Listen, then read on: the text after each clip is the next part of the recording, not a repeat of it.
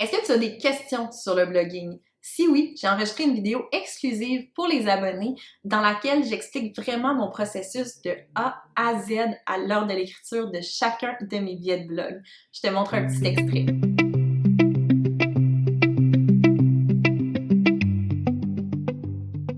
La première étape pour écrire un billet, c'est bien sûr de choisir un sujet. Sur mon ordinateur, dans mon fichier blog, j'ai une liste de je sais pas combien, là, ça doit être des dizaines et des dizaines d'idées de billets qui sont parfois des idées vraiment incomplètes, juste des flashs, des demandes, aussi beaucoup de demandes de lectrices. La deuxième étape, c'est de vérifier ensuite si le billet va attirer les gens. Donc, si ça vient d'une demande d'une lectrice, je pars avec l'idée qu'il y a au moins une personne qui se pose la question, il y a sûrement d'autres personnes qui se posent la question. Mais si c'est un flash que j'ai, si c'est une idée que j'ai, je vais toujours vérifier dans des outils pour vérifier la popularité des mots-clés. Pensez aussi que la plupart des gens vont consulter le billet sur mobile, donc ça va être tout petit. Tandis que moi, je l'écris sur desktop où il y a plus d'espace, donc essayez d'avoir ce mindset de dire OK, mes paragraphes qui ont l'air vraiment courts sur desktop, ben peut-être qu'ils sont beaucoup plus longs parce que les lignes sont beaucoup plus courtes sur mobile.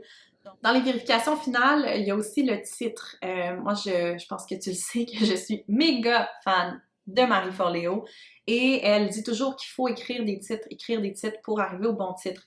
Donc, souvent, c'est une des premières choses que je vais faire, c'est choisir un titre pour mon article parce que je vais le changer 26 fois en cours de route. Et puis une autre vérification hyper importante, j'ai glissé un mot sur le fait que des fois c'est difficile de travailler seul quand tu écris parce que tu ne vois pas ce qui est vraiment écrit, mais tu vois ce que tu penses que tu as écrit.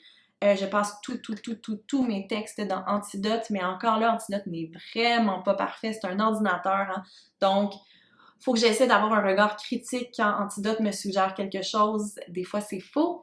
Je publie le billet, mais là, le travail n'est pas terminé. Il faut que je fasse la publication du billet sur les divers médias sociaux. Ensuite, quelques mois après la mise en ligne du billet, il faut que je vérifie si le travail que j'ai fait d'optimisation pour les mots-clés a fonctionné.